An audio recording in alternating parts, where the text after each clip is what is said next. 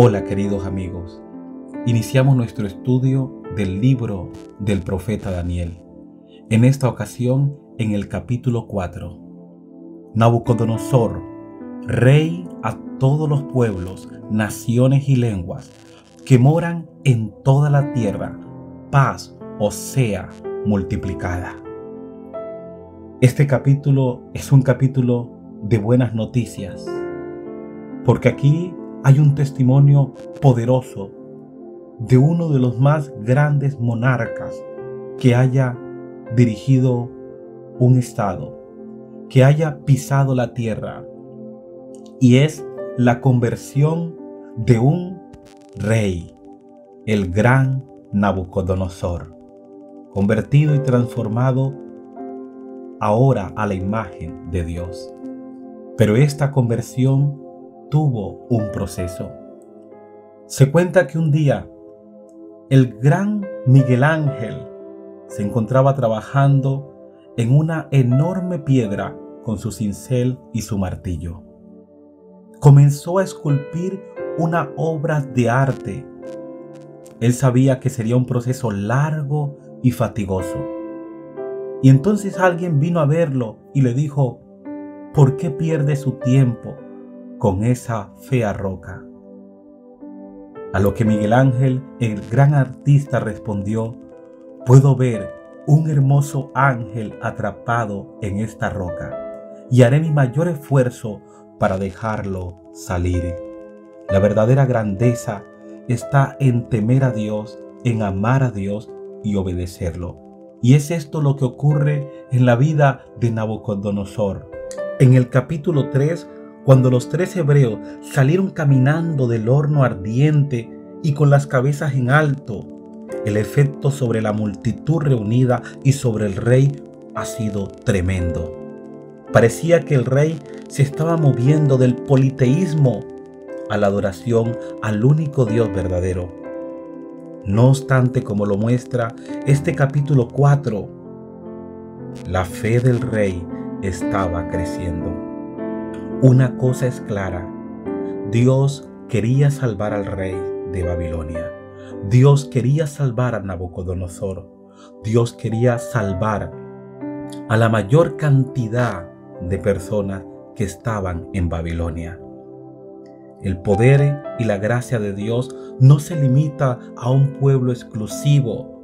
La gracia de Dios se extiende a todos los hombres, sin importar la cultura, el color, la raza, la nacionalidad. La salvación que Dios ofrece a toda la humanidad es una salvación universal. El evangelio eterno debe llegar a todo círculo social, a toda etnia, a todo grupo.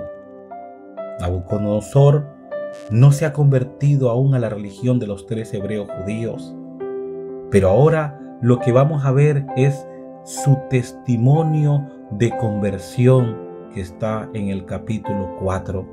Porque en el capítulo 3 el rey aún está avanzando en la fe. El capítulo 4 es el testimonio de la conversión del rey.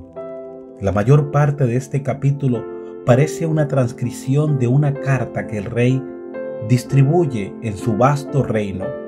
Al escribir la carta, el rey Nabucodonosor estaba actuando como un misionero. La historia no tiene tanto que ver con Nabucodonosor como con la misericordia y la gracia de Dios. Quizás sintamos que no somos más que un pedazo de roca inútil, pero cuando Dios nos ve, Él ve un hijo o una hija de gran valor, a quien creó a su imagen y semejanza.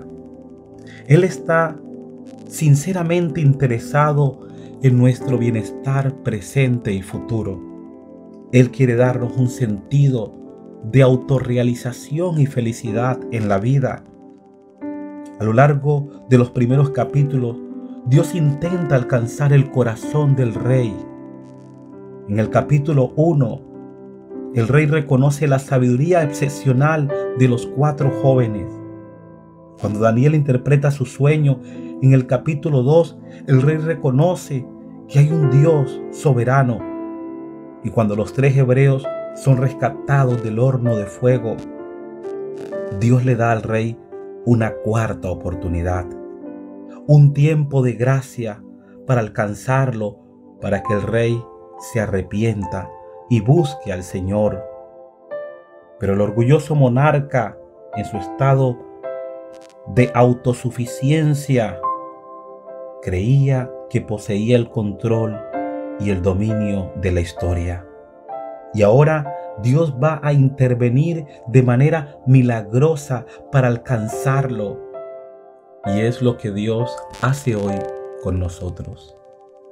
Dios no se rinde, no se doblega.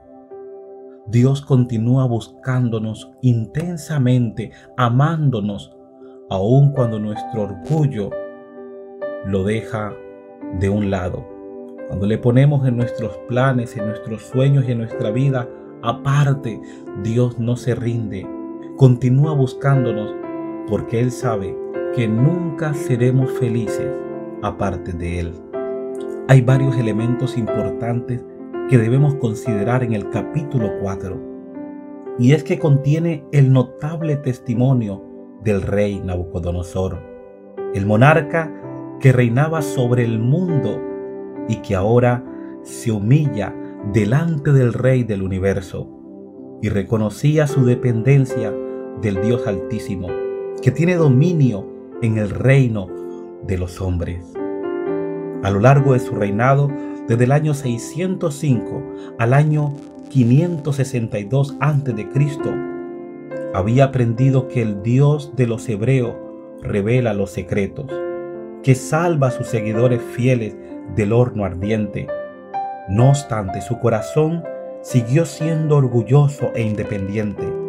Por lo tanto, Dios le removió de su trono y lo humilló en el polvo.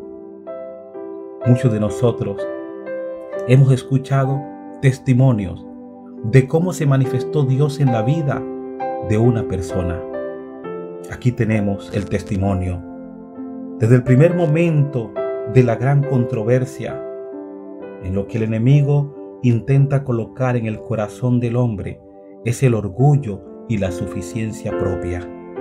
Estos males en el corazón del hombre, el deseo de ser Dios, el deseo de ser el centro de la vida, el deseo de usurpar la autoridad que a Dios le corresponde y de querer gobernarnos por nosotros mismos, ha sido a lo largo de la historia y desde el inicio de la gran controversia el gran problema: el orgullo, el egoísmo y la suficiencia propia, que se manifiestan en un corazón que no quiere reconocer la soberanía de Dios en la vida personal y en el universo. La buena noticia es que Dios, que nos creó a su imagen, nos busca para rescatarnos y para darnos su amor. Por primera vez aquí en este capítulo, el rey parece alegre. El rey parece estar lleno de un amor que trasciende. Porque en el capítulo 1, el rey ataca a Jerusalén. Luego el rey amenaza de muerte. En el capítulo 2, está malhumorado. En el capítulo 3, ordena que todos adoren su imagen y amenaza con el horno de fuego. Pero aquí, en el capítulo 4, el rey no amenaza a nadie. Se ha convertido, ya no está enojado. El rey es humilde. Por primera vez, el rostro del rey luce lleno de paz, gozo y felicidad. Ese mismo rey que una vez fue el terror del pueblo, ahora los saluda con un generoso shalom, paz o sea multiplicada. Reconoce al Dios de los hebreos. Ahora habla de manera espontánea por lo que Dios ha hecho por él. Por una vez, el rey habla sin amenazar. La conversión es un cambio de actitud, es un cambio de motivos, de la manera de vivir. Nuevos deseos son implantados en el corazón del hombre. es volver a Dios, a la comunión con nuestros semejantes, a la comunión con nuestra familia, con la iglesia y con la comunidad. Este cuarto capítulo fue escrito por el rey Nabucodonosor en un edicto oficial por medio del cual el monarca da su testimonio acerca de cómo Dios dirigió su vida. Es una adaptación perfecta de lo que Dios hace en la vida de cada ser humano. Cuando Dios nos alcanza, debemos testificar y compartir cuán grandes cosas Él ha hecho por nosotros. La proclama hecha por el rey dice: yo, Nabucodonosor, estaba tranquilo en mi casa, floreciente en mi palacio. Tuve un sueño que me espantó. El segundo sueño de Nabucodonosor no se trata de una imagen, sino de un árbol. Un árbol. Dios le dio al rey un año para que se arrepintiera y cambiara su vida. Este árbol era tan alto que parecía tocar el cielo y se podía divisar desde cualquier lugar de la tierra. Su tamaño era enorme y sus amplias ramas mostraban su poder e influencia. El simbolismo del árbol no es extraño para Nabucodonosor.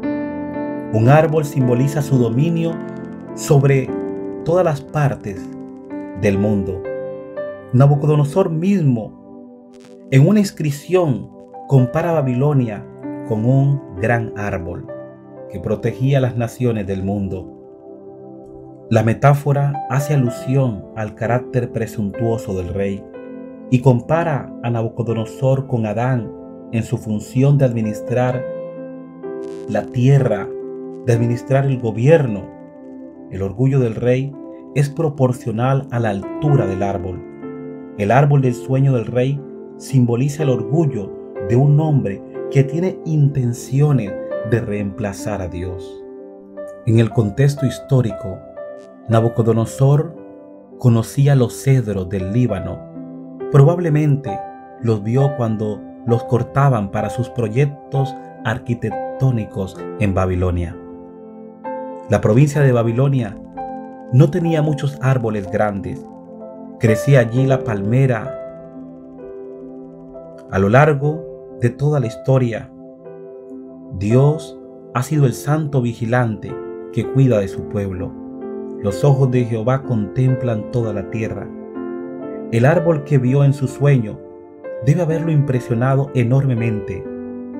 Y el fin del árbol ahora le preocupa al rey. Nabucodonosor reconoció que el vigilante santo era similar en apariencia al que caminó con los hebreos en el horno de fuego. Nabucodonosor entiende que la presencia de los seres celestiales significa que el gran Dios del cielo está determinando su destino. La decisión del rey ha traído unas consecuencias. Los juicios de Dios se centran en las decisiones de los hombres.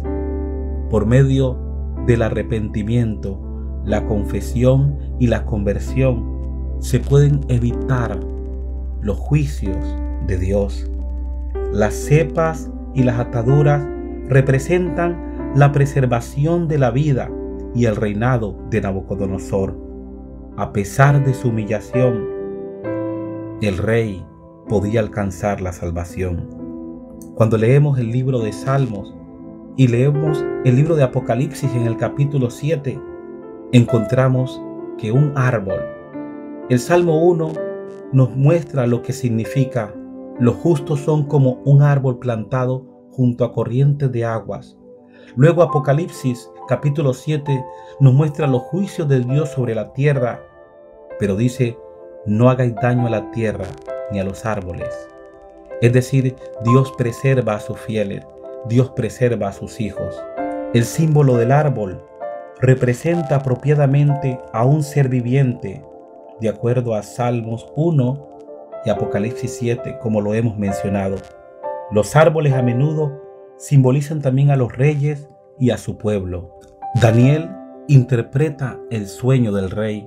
En el capítulo 4, versículo 20 dice: el árbol que viste, que crecía y se hacía fuerte, cuya copa llegaba hasta el cielo, que se veía desde todos los confines de la tierra, cuyo follaje era hermoso y su fruto abundante.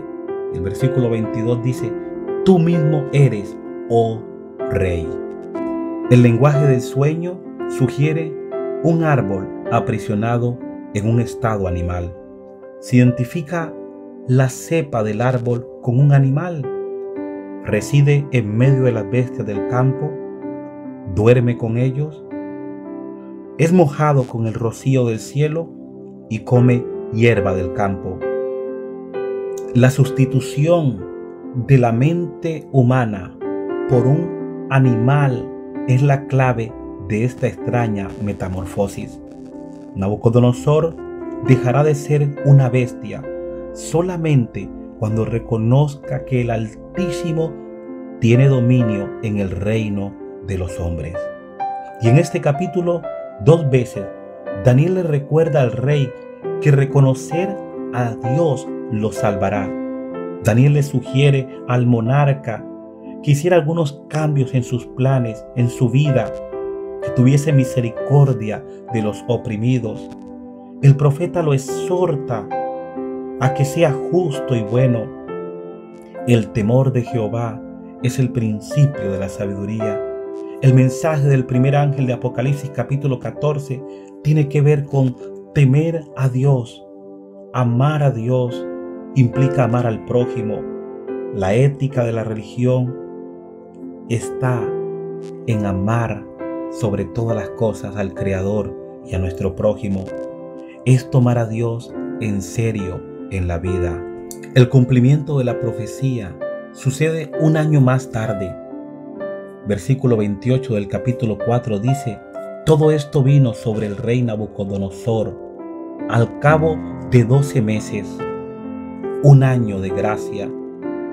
El aniversario de su sueño se había cumplido. Estando en el palacio real, Nabucodonosor, el mayor constructor de Babilonia, dando un paseo por la terraza del palacio real, admirando los frutos de su prosperidad, exclama: ¿no es esta la gran Babilonia que yo edifiqué? La ciudad de su orgullo, con sus palacios, jardines colgantes, sus más de 50 templos y una de las maravillas del mundo, los jardines colgantes de Babilonia. Al igual que su constructor, Nabucodonosor ahora sentía que estaba al dominio y al control de todas las cosas. El rey pensaba que no necesitaba a Dios, pero el Señor es soberano y reina sobre los cielos y sobre la tierra. Nada escapa de su dominio. Aún estaba la palabra en la boca del rey cuando vino una voz del cielo: a ti se te dice, rey Nabucodonosor, el reino te ha sido quitado. Del orgullo, el rey pasa a la humillación.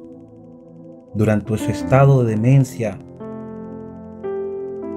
pudo haber sido atado a cadenas de bronce para limitar su movimiento. El versículo continúa diciendo, el versículo 32, de entre los hombres te arrojarán, con las bestias del campo será tu habitación, y como a los bueyes te apacentarán. El rey comenzó a actuar como un animal, a dormir, a comer y a pasear como si fuera un buey. El que procuraba superar a los demás seres humanos ha caído por debajo de la humanidad. Los psiquiatras actuales han diagnosticado el cambio de la conducta de Nabucodonosor como una variante de la esquizofrenia y le llaman el síndrome de Nabucodonosor. Nabucodonosor posiblemente sufrió una forma de demencia por la que un hombre cree que es un animal, actúa como un animal. licantropía le llaman. Actúa como un buey. Y ahora, ¿qué ocurre? 7 años pasan. Son 7 años. 7 años en los cuales el rey pierde su dominio. Y es importante recordar que esta enfermedad no se da por causas naturales, sino que fue infligida divinamente. Es un juicio de Dios. Durante los años de locura del rey, es obvio que otros tuvieron que responsabilizarse de los asuntos del Estado. Nabucodonosor había perdido la soberanía, la capacidad para gobernar. El árbol fue derribado, pero la cepa se protegió. El rey loco habría de recuperar el equilibrio mental. El testimonio del rey dice en el versículo 34, al fin del tiempo, yo Nabucodonosor alcé mis ojos al cielo, mi razón me fue devuelta, bendije al Altísimo y alabé y glorifiqué al que vive para siempre. Nadie puede alterar sino el propio rey. Yo, Nabucodonosor, alcé mis ojos al cielo y mi razón me fue devuelta. Todo lo que Nabucodonosor tuvo que hacer fue elevar sus ojos al cielo. Cuando era una bestia, miró hacia arriba. Solo quien es capaz de mirar más allá de su propio yo puede ser salvo. Jesús dice, mirad a mí y sed salvos. Yo soy el camino, la verdad y la vida. La salvación no está en nosotros, no está en nuestra bondad, no se encuentra en nuestra capacidad, inteligencia. La salvación no está en una tienda, no se encuentra en la tecnología, no es algo que poseemos, es algo que nos es dado por Dios. Tenemos que mirar la cruz de Cristo, tenemos que mirar al Señor y al mirarlo a Él somos transformados, somos salvos por el poder de su gracia. La experiencia de Nabucodonosor nos representa algo muy importante, el milagro de la resurrección final de los días. La resurrección de Nabucodonosor estaba muerto y fue hallado. El hijo pródigo ha sido encontrado, ha resucitado, ha pasado de muerte a vida. Y todo comenzó cuando reconoció que el Altísimo domina sobre todas las cosas. Hoy nosotros también debemos reconocer que el Señor domina, y para alcanzar el perdón divino tenemos que, en primer lugar, reconocer que somos pecadores. Luego tenemos que arrepentirnos de nuestros pecados, confesar nuestras faltas a Dios, y Él es justo y grande y maravilloso para perdonar nuestros pecados. Tal como Miguel Ángel estaba mirando esa escultura y podía ver a un ángel encerrado allí en ese mármol, Dios también no ve lo que somos, sino lo que podemos llegar a ser por su gracia y por su amor. Y si Dios pudo salvar a un rey orgulloso, a un monarca como Nabucodonosor, Dios puede salvarte también a ti. Pero tenemos que elegir. Y si tú abres tu corazón y dices, Señor, te necesito, entra a mi vida, entra a mi corazón, obra en mí el milagro de la conversión, Dios hará un milagro. Oremos juntos. Querido Padre Celestial, reconozco que soy un pecador. Necesito a Jesús para tener vida. Hoy te ruego que me des la vida de Cristo y que perdones mis pecados en el nombre de Jesús. Amén.